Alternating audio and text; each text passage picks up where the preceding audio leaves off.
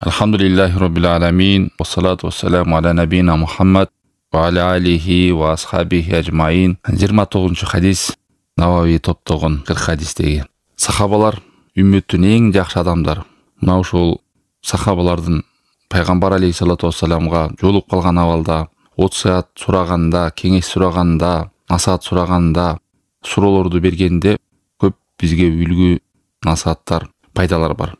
Булардын ою, камы, көкүрөктөрүн түшөлткөн нерселер, улуу нерселер болгон. Жашоодо кантип Аллах Тааламдын ыраазылыгына жетем, канткенде бейишке кирем, канткенде тозоктон оолак болом, канткенде ушул соопторумду кемитпестен, жоготуп албастан, күйгүзүп албастан, кыямат күнгө чейин алып барып таразага сала алам. Канткенде Аллах Таалам ырайымына бөлөнө алам, канткенде Аллах Тааламдын каарынан оолак боло алам, канткенде шайтанга чыныгы душман боло алам, канткенде деп ушундай жакшылык иштердин жолун издешип, жамандык иштердин жолун билип, андан оолак болушту каалап, ушундай суроолорду берген. Чынындыгында эле мусулман адам жашоосун ушундай. Шайтан адамды жөн койбойт. Бир жакшы амал кылайын десең, ошол амалдын же ширкке жыга турган, же рия жана көргөз үчүн, угуз үчүн, же ыхластуу кылбай, куржалак, соопсуз кылдырып коюшка аракет кылат. Анан ыхлас менен пайгамбар алейхиссалату вассалам сүннөтүнө ылайык келсе, анан ары эмнеге иштейт? Аны сообун жок кыла турган нерселер, милдет кылуу, же болбосо ошону тили менен жок кылуучу кадамдар бар. Но ушул нерседе мусулман адам дайыма билип жүрүш керек. Ал эми бул бүгүнкү өтө турган хадисте Муаз ибн Жабалдын пайгамбар алейхиссалату вассаламдан сурап, жакшылыктын жолун көргөзүңүз, бейиштин жолун көргөзүңүз, тозоктон кантип сак болобуз, аны көргөзүңүз деп осуят багыт сурагандыгы жөнүндө. Мына ушул хадиспен биз исламдагы улуу амалдарды билебиз. Бул хадистин башында Муаз ибн Жабал Аллахтан ыраазы болсун айтат.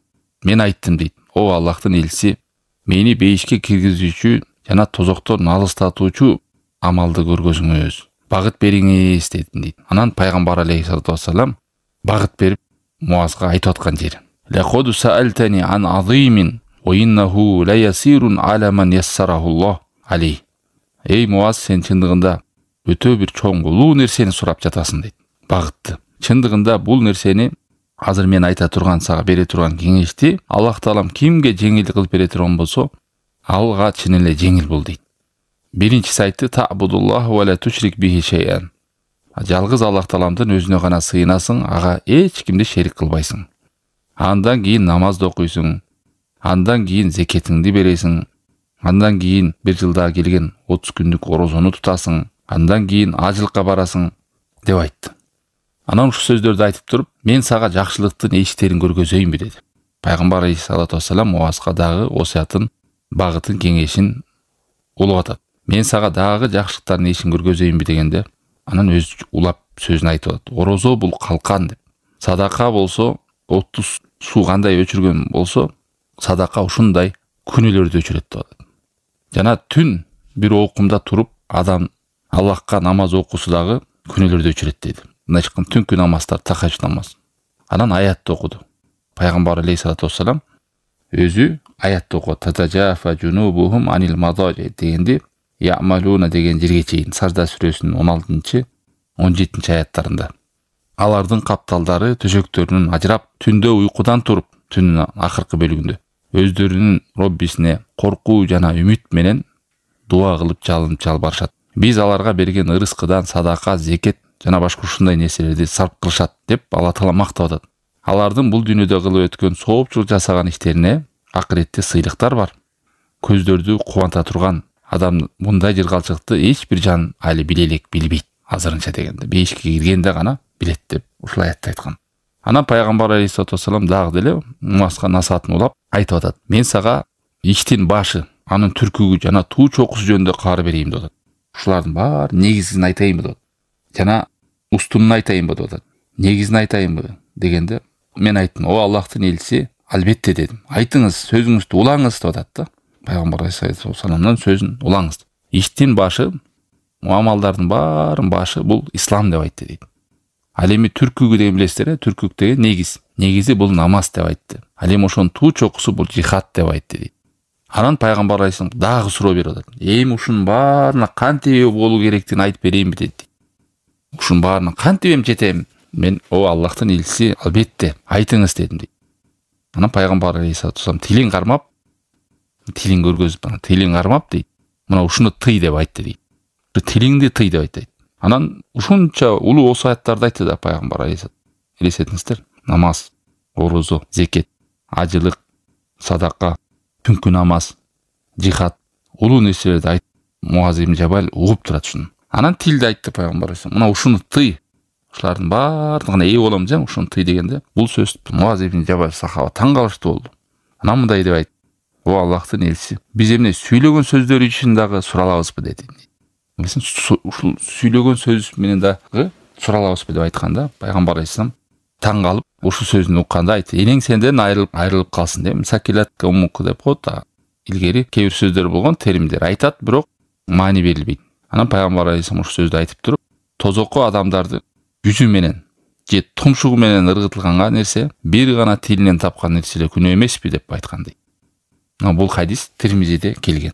Мындай адамдардын көпчүлүгү тозокко мурду менен же бети менен кулап түшүнө чоң себеп тилдеринин натыйжаларынан тапкан. Себеби ушу тил менен ушунча соопту адам кылат, кайра ушул орозону да, зекетти да, ажылыгында, садакасында, түнкү намазында тили менен жоготуп салышмак. Тили менен адам капыр болуп кетет. Тили менен кирип мусулман болот адам, тили менен айтып. Анан ушак айтып, жалган көөгө айтып, бирөөнү жамандап отуруп, адам не кылат? Соопторун баарын бирөөлөргө бере берет. Анан акырын бирөөлөрдүн күнөөсүн ала берет. Бул дүйнөдө сүйлөп кала берет. Бирок акыретте эсептешүү акча менен болбойт, акта эч нерсе жок. Только соогуң бересиң. Анан күнөөсүн аласың. Мына ушинтип кутуласың. Алла сактасын. Ошон үчүн адамдардын тозокко түшүнө эң чоң себеп тил деп. Пайгамбар алейхиссалату вассалам Муазга берген осуятынын сөзүнүн аягында тилдин натыйжасын айтты. Анан бул хадиске Шейх Солих Фаузан хафизахулло түшүндүрмө берип мындай дейт. Бул хадисте карасак, пайгамбар алейхиссалату вассалам мусулман адамга, Аллахка ыйман келтирген адамга бейишке баруучу картаны чийип берди. Бейишке баруучу багытты бизге көргөзүп берди.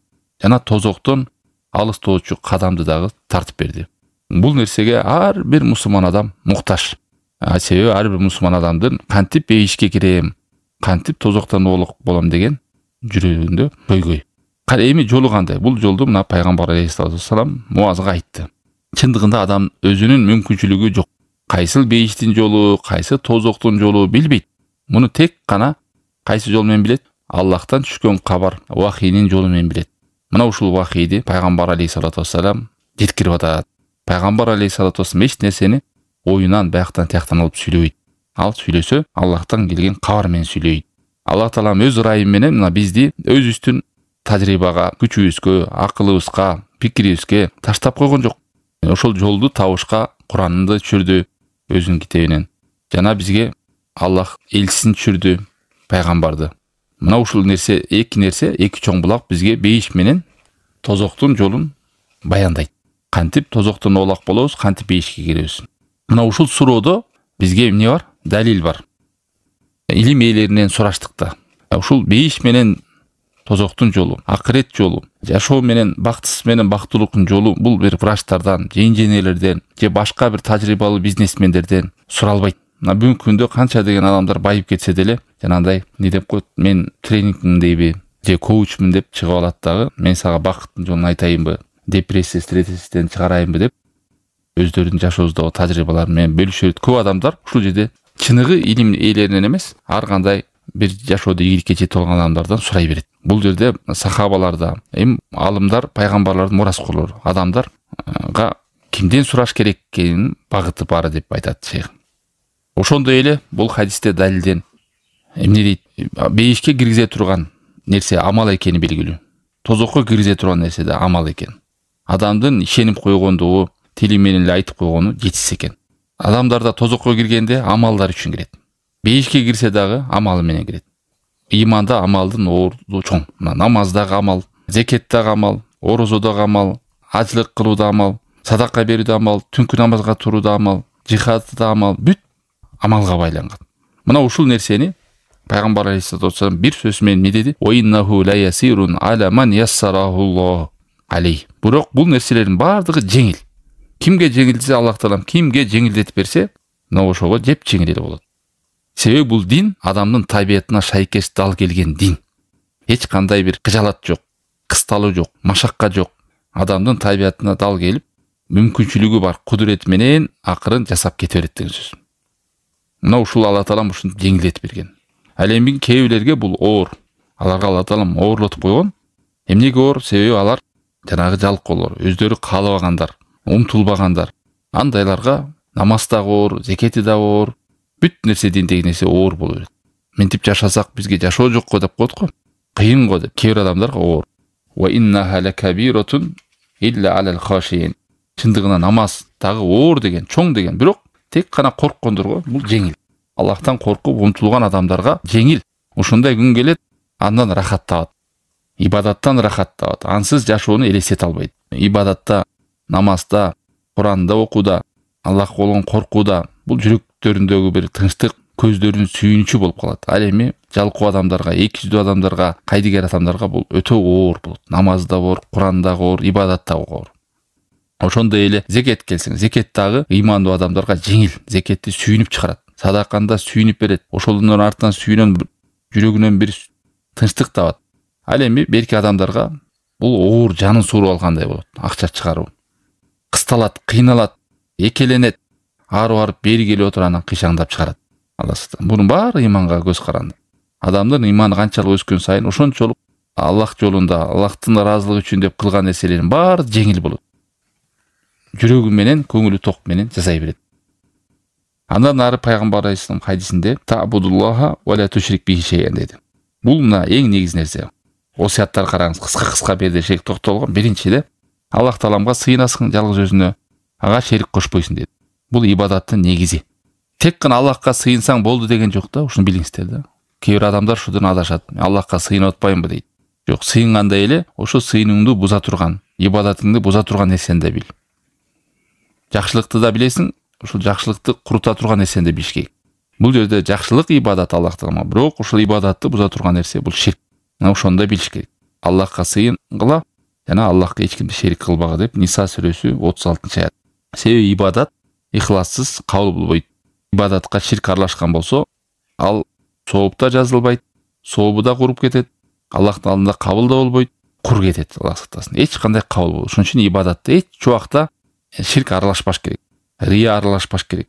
Аллахтын ыраазылыгын гана көздөп, жалгыз өзүнө гана аткарыш керек. Анда дүйнөлүк бир кызыкчылык же башка бир кызыкчылыктар аралашпаш керек. Жалгыз Аллах Таалам өзүнө сыйынып, өзүнүн гана ыраазылыгын үмүт кылыш керек. Ошондо ибадат туура болот. Биринчи пайгамбар алейхиссалату вассалам осуят берет, ушудан баштады. Анан экинчи намазга айтты. Ва туқимус соля, намазды окуйсуң деп. Намаз бул диндеги экинчи чоң рүкүн. Ислам 5 рүкүн болсо, биринчи ла иляха иллаллах, экинчиси намаз. Ушул намаз диндин тиреги, диндин устуну. Бул 5 мал намазды айтып атат берди пайгамбар алейхиссалату вассалам. Ушул намазды окуганда жөн эле формасы менен окубастан намаздагы рүкүндөрдү билиш керек. Намаздын шарттарын билиш керек. Намаздын важиптерин билиш керек. Намаздын сүннөттөрүн билиш керек. Анан намаздын руху менен окуш керек.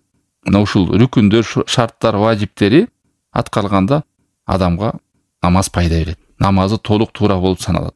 Аны үчүн мусулман адам үйрөнүш керек. Жок дегенде ушунун важиптери эмне, шарттары эмне, рүкүндөрү эмне, намаз формасы намаз окуп атам деп, бирок жаны жок намаз болуп калбаш керек. Чын жүрөгү менен, ихлас менен намаз окуп, бирок сырткы формасы туура эмес болуп калбаш керек. Кээ бир адамдар жана тоокчу окугандай окуйт. Эки сажданын ортосунда итменан деп коет, бир жай баракат алуу деген жок. Көп же рүкүсү туура эмес, же саждасы туура эмес, же намазда турган формасы туура эмес, же важиби жок, же бирөөнүн шарты жок, бирөөнүндө рүкүнү жок, бирөөнүндө намазды тургуза турган негизги Фатиха сүрөсү оңдолгон эмес. Мына ушундай нерсеге мусулман адам кайдыгер карабаш. Анан булардын баары иреттелсе, намазды руху менен окуу. Руху деген намазды окуганда оюңуз талаада эмес, Аллах менен байланышып атканыңызды сезе билишиңиз керек. Намаздан кийин зекетти айт. Зекет бул исламдагы 3-чү рүкүн. Аллах Таала муну да парз кылган. Кайсы бир адамда акчасы болуп, акчанын өлчөмү шарият көргөзүп берген немеге жетип өлчөмгө. Анан 1 жыл толгон болсо, ошодон исламдагы жана 8 категория бар. Ошолорго, кедей кембагалдарга 40тан 1 бөлүгүн чыгарып берет. Мисалы 100 000 сом болсо 2,5 миң сомун чыгарып берет деген сөз. Бул 1 жылда бир. Мына ушуну пайгамбар алейхиссалату вассалам 3-чү осуятында айтты. Намаз болсо дененин ибадаты болсо, ал эми зекет болсо адамдын мүлкүндөгү ибадаты. иелик кылган мүлкүндөгү, малындагы, акчасындагы ибадат. Анан орозону айтты. Бул 4-чү рүкүн исламдагы. Орозо ар бир жылда келген 30 күндүк орозо. Мына ошону тутуу. Бул дагы парз деп. Анан 5-чи ажылыкты айтты. Бул исламдын 5-чи рүкүнү. Кимдин ажылыкка баруу мүмкүнчүлүгү болсо, өмүрүндө бир жолу барып келиш керек. Ажылыкты аткарып келиш керек. Ал эми акчасы жок адам ага ажылык парз эмес. Валиллахи алан-наси хажжул байт ман истата илейхи сабила. Адамдарга ажылык Аллах Тааладан жүктөлгөн парз, барып милдет кылуу кимдин мүмкүнчүлүгү жетсе деген. Акчасы болуп, мүмкүнчүлүгү болсо ажылыкка барып келгенче үй бүлөсү эч жака муктаж болбой тургандай абалы болсо ажылыкка барып келген. Анда адамдын мойнунда эмне болот? Ажылык кылуу мойнуна парз болот. Мына ушул осуяттарды айтты. Кимге айтты? Муаз ибн Жабалга пайгамбар алейхиссалату вассалам айтып келатат. Ибадатты айтты, намазды айтты, зекетти, орозо, ажылыкты айтты. Андан кийин аля адулука аля абуабил хайр. Эми сага жакшылыктардын эшигин көргөзөйүнбү деп. Дагы кошуп берейинби деп ушул рүкүндөрдөн билгендигин дагы. Анан кошуп туруп айтып атат. Дин деген ушул бешөөлө эмес, ушуну толуктоочу нерселер бар. Булар негиздер ооба. Келиме, намаз, орозо, зекет, ажылык негиз исламдын. Бирок ушулардын үстүнөн толуктаган дагы көп жакшы амалдар бар. Толуктайт. Көп деген сооптор жыйнай турган нафилдер бар. Мустахаб амалдар бар дегендей. Анан сөзүн улап не деди? Ас-соуму жунна. Орозо бул калкан деди. Мындай чыкканда эмнеден калкан? Тозоктон калкан деди. Нафил орозолорду адам тутат го. 1-4 күн тутас, Шавалда тутас, ар бир айда 3 күн тутас, орозо Ашурада тутас, бир күн орозо ачык, бир күн ооз жаап тутас. Мына ушунун баардыгы сизге тозокко болгон калкан болуп кала берет. Кимдин орозосу көп болсо, биле бериңиз, сиз тозоктон өзүңүзгө калканды көп даярдап атасыз. Аллах Таала ош тозоктон алыстап атасыз. Бир эле күн орозо тутуу канча жыл деген тозоктон алыстайт адам. Орозо тутуу менен адам иманын курчутат. Орозодо көп жакшылык бар. Анан жанагы 30 күндүк орозого, парс орозого келгенде, нафил орозо тутуп жүргөн адамдарга жеңил болот. Иманын дагы курчутушка. Анан вообще орозо кармаган адам 30 күндүк орозо келсе да оор болот. Иманын да аз сезет. Көп жактардан адам алсырайт. Жок дегенде аз болсо да 1-чи күнү болобу, 4-чү күнү, бир айда 3 жолу ушундай нафил орозолорду адам кармап турган аракет кылыш керек. Андан ары вос-садакату тутфиул хатия. Садака деди. Садака бул дагы зекеттен тышкары. Адам акчасынан бир бөлүгүн аз болсо дагы муктаждарга берип турат.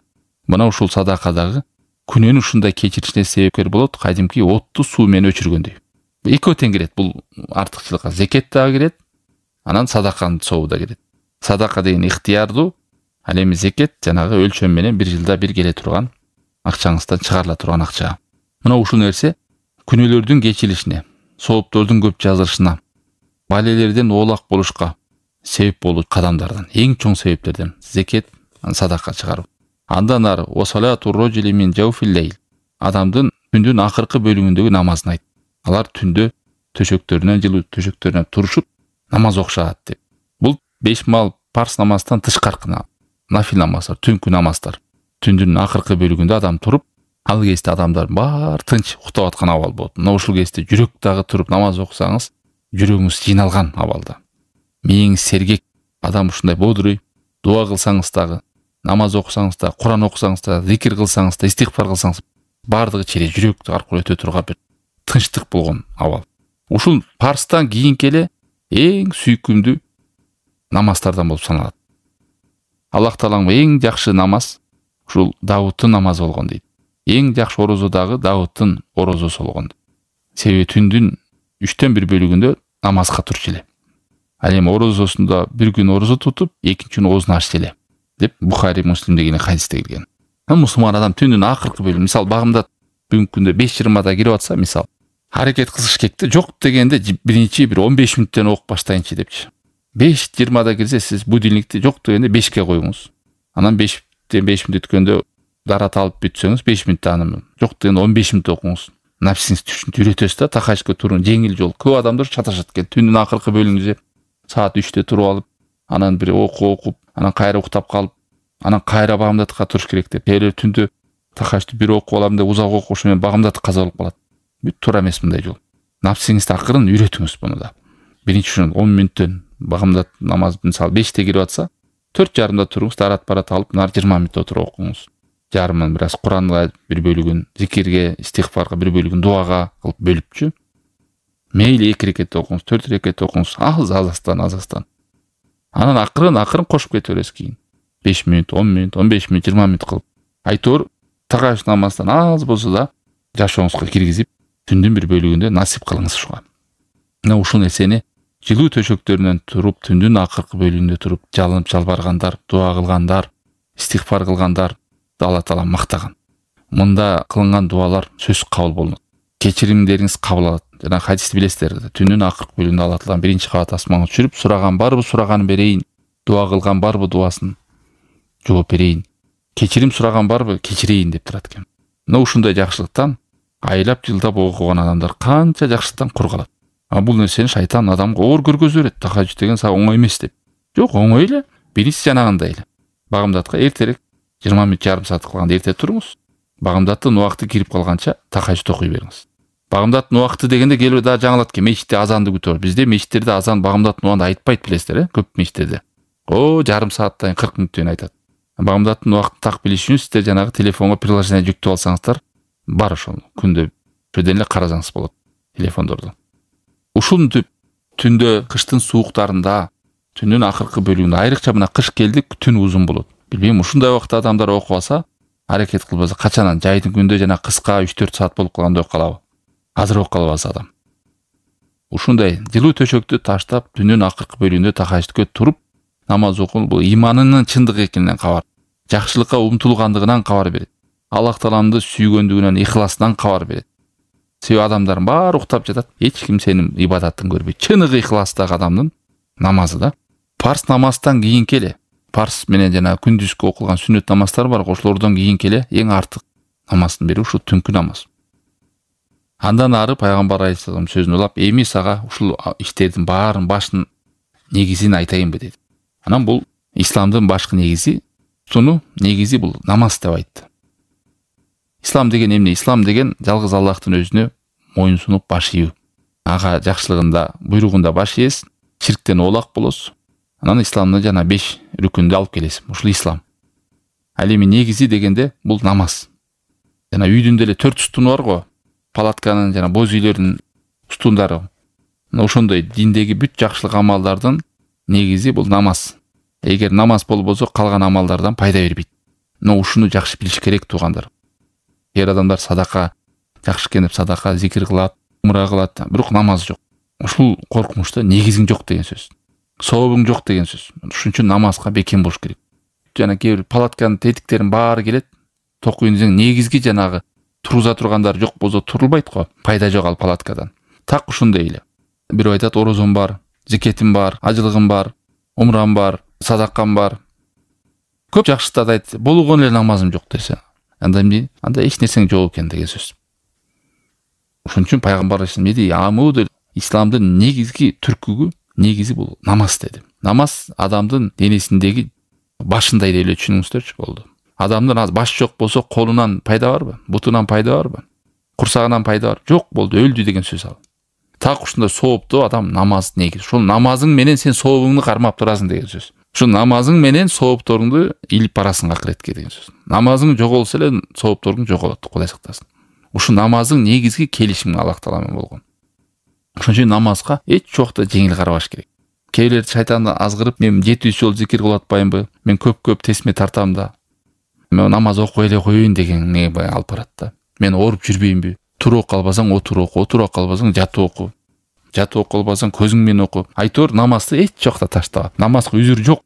Башка ибадаттарга үзүр бар. Мисалы, ажылыкка акчаң жок болсо барбайсың. Зекетке акчаң жок болсо бербейсиң. Орозого ден соолугуң ооруп атса тута албайсың. Айыкканча же болбосо жанатып күнүнө тойгузасың дегендей. А намазга жок андай. Ооруп калсаң бирөөнү тойгузуп коюп, анан баарын жыйнап коюп 10 жылда. Даже ооруп калсаң да ажылыкка эч кандай мүмкүнчүлүгүң болсо, ордуңа башка бирөөнү жөнөтсөң да болот. А намаз кандай жок, сен бодур адамга акча төлөп, мен ордуна 5 жыл намаз окуп турчу, мен айыгып аланын окуйун деген жок. Кандай мүмкүнчүлүгүң болсо, ошол менен окуйсуң. Ошон үчүн эч убакта намазга жеңил карабаңыз. Аллах Тааламдын алдында болгон келишим ушу намаз. Намазыңыз менен барасың Кудайдын алдына. Анан намазыңыз бекем болсо, анан башка амалдар каралат. Адамдын эң биринчи сурала турган нерсеси намаз. Амудуху ас-солят. Амуд деген негизи, росул ислам, росул амрил ислам намаз. Андан кийин пайгамбар алейхиссалату вассалам анын туу чокусу жихад деди. Жихад бул капырлар менен согушуу. Бул деген ширкти жоюу, капырчылыкты жоюу жер бетинде жалгыз Аллах Тааланын өзүнө ибадат кылууга аракет кылуу. Жихадтын максаты бул кан төгүү эмес, адамдарды өлтүрүү эмес, туугандар, ушуну жакшы түшүнүш керек. Мунун эң негизги нерсе эмне? Куфурчулукту жоюу, ширктен жоюу, иманга чакыруу, караңгылыктан жарыкка чыгаруу, тозоктон бейиш кайдоо деген сөз. Адамдардын жерин тартып алуу, же байлыгын тартып алуу, канын төгүү, кул кылуу, акчаларын тартып алуу эмес ислам максат. Исламда улуу максат ушул башка залымдар, капырлар адамдын динин практика кылышка, ибадат кылышка тоскоолдук кылганда согушкан. Же ошо даваттын таркалышына, ширктин жоюлушуна, капырчылыктын жоюлушуна, жер бетинде Аллах Тааламга жалгыз өзүнө сыйынышка ушунун негизинде курулган жихад деген.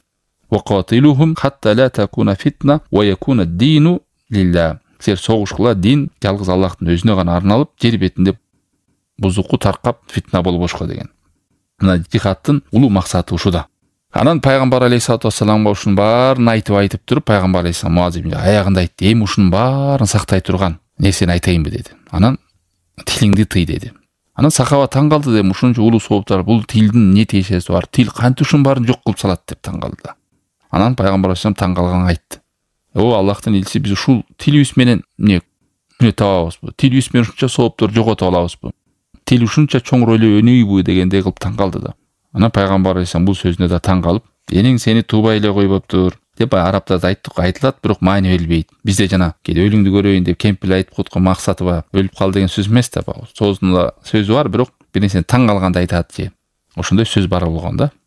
Өлүп кал деген же бир жаман сөз эмес бул. Чындыгында адамдардын баардыгы башы менен, бети менен тозокко түшкөндүгү себеби ушу тилинин натыйжасында келип чыгат деген. Тилинин натыйжасында сөзүнүн аягында пайгамбар алейхиссалам осуятын аяктап атат. Тилдин, адамдын оозундагы сөз коркунучтуу. Ушул менен адам ширк кылат. Тили менен адам капырчылык кылат. Тили менен адам динден чыгат. Тили менен адам динден ыргыйт. Мисалы, тили менен динди сөгүп салышы мүмкүн, тилдеп салышы мүмкүн, капырчылык сөздү айтып салат, ширк сөздү айтып салат. Аласың. Тил менен адам талак берет, болду, аялың адал болбойт сага. Тилдин орду чоң да, буга не чоң өкүмдөр курулат тилге адам. Тил менен бирөөнү ушактайсың, ошол ушактын көлөмүндөй соопуңду бересиң. Ушагыңдын көлөмүндөй күнөөсүн аласың деген.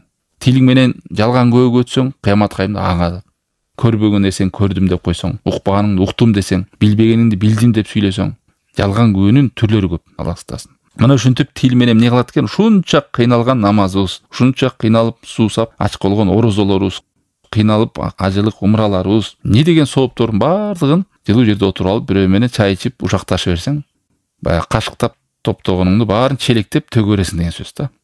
Ошон үчүн тилди жакшылыкка колдонуш керек. Куран окууга, зикир кылууга, адамдардын кубанычына себеп боло турганга, Аллах Таалам эстегенге зикир, такбир, тахлил, бүт жакшы нерсе колдош керек. Мусулман адам өзүндөгү жасап келген соопту сактап калышты көздүн карегиндей сакташ керек. Болду, кылдым, мен намаз окуп берем, биянан ушактап ширкин деле кылып берем, узук ишин деле кылып кете берем, биянан кайсы сообу көп болсо, ошо менен утуп кетем дебеш керек. Себеби тил сооп иштерди бирөөгө жакшылык кыласыз, милдет кылып коесуз. Ай, күчүк кезинде сүт бердим эле, ит болуп мени каптың, анан сен мени адам кылдым эле, мен сенин деген жакшылыгын билбейт экенсиң, ит экенсиң, убагында сени буттан тургуздум эле деген бүт мунун маанисине адамга биринчиден ыза жеткирип атасың, экинчиден милдет кылып атасың, үчүнчүдөн соопторуңду жууп атасың, ушунча кылган жакшылыгың баарын жок кылдың. Же бирөөгө мактанасың, ал деген мынтип эле жүргөн, мен ошону мындай кылдым, мен деген кыйраттым, мен деген бердим. Мусулман адам соопторун ушундай жашырыш керек, күнөөсүн жашыргандай. Мына ошентип тилди агытып койсоң, көп нерсени сүйлөйт. Аллахтын кээде кесир сөз сүйлөйт, амалын курута турган, орой сөз сүйлөйт, курс сөз сүйлөйт, жалган сөз сүйлөйт. Тур тилде көп деген күнөөлөр жыйналган. Мына өмүр бою кыйналган жакшы иштерин баарын жок кылат, бирөөлөрдүн күнөөлөрүн моюна топтоп туруп аны акыретте барат.